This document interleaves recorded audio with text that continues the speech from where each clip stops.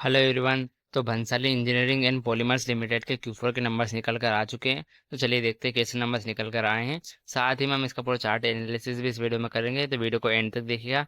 और जैसे इसका मैनेजमेंट की गाइडेंस अपडेट वगैरह जो भी निकल के आता है तो मैं आपको सबसे पहले अपडेट कर दूंगा। इसके लिए सब्सक्राइब करके रखिएगा ताकि कोई भी अपडेट निकल के आए लगातार चार्ट अपडेट्स वगैरह सब कुछ आपको मिलते रहे, इसे सब्सक्राइब कर लीजिएगा।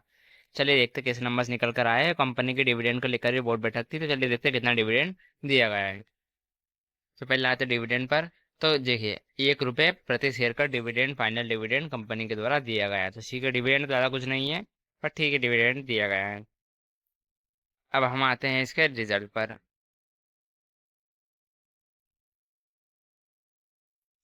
तो ये रहा इसका कंसोलिडेटेड रिजल्ट। सारे फिगर्स लैक्स में दे रखे हैं, तो मैं आपको लैक्स में, करोड़ में बताऊंगा।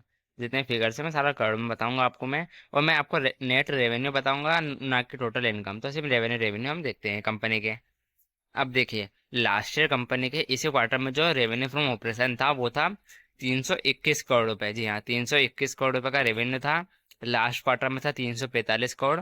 और इस बार आया 344 करोड़ रुपए। मतलब रेवेन्यू साल दर साल हमें अच्छा खासा बढ़ता नजर आया है। वहीं क्वार्टर ऑन क्वार्टर हमें रेवेन्यू हल्का सा घटता हुआ नजर आया है।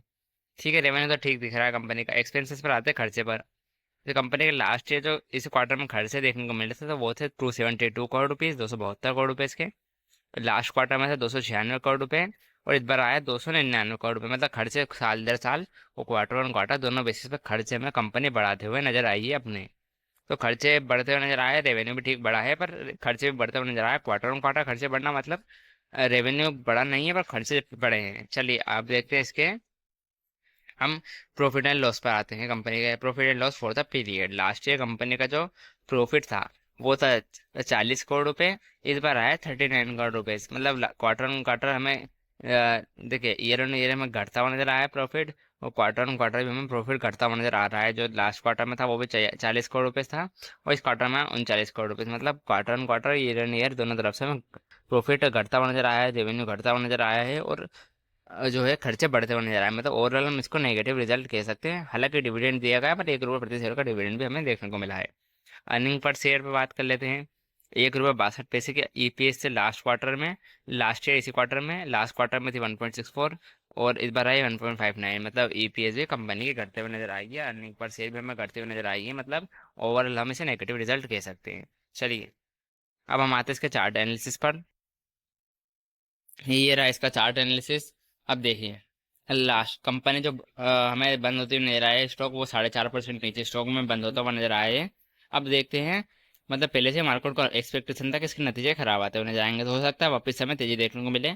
लेकिन अगर 107 का सपोर्ट जोन है, 107 का सपोर्ट एरिया टूटता है तो बड़ी गिरावट हो सकती है। 107 के अगर नीचे फिसलता हुआ नजर आता है, तो 107 के नीचे जो अगला सपोर्ट जोन बन रहा है वो सीधा हमें 99 रुपये, 100 रुपये का राउंड एक सपोर्ट जोन बन रहा है। तो 100 रुपये के अगर नीचे फिसलता हुआ नजर आता है तो बड़ी गिरावट हो सकती है। और फिर जो हमें स्टॉक जाता हुआ नजर आ सकता है 95 रुपये तक। ठीक है। अब ऊपर में आता है हम रजिस्टेंस एरिया पर। तो ऊपर में अगर कल के दिन में, मतलब मंडे के दिन हमें 116 टूटता है तो बढ़िया तेजी होगी। 116 के ऊपर निकलते हैं बहुत बढ़िया तेजी के लिए तैयार होगा स्टॉक। 116 के ऊपर जो रेजिस्टेंस एरिया फेस करता हुआ नजर आएगा, उसके बाद 122 सीधा।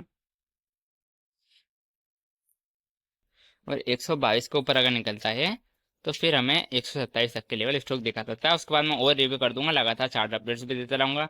सब्सक्राइब करके रखेगा ताकि कोई भी अपडेट हो उससे आप मिस ना रहे। इस वीडियो को लाइक कर दीजिएगा, चैनल सब्सक्राइब कर दीजिएगा। धन्यवाद।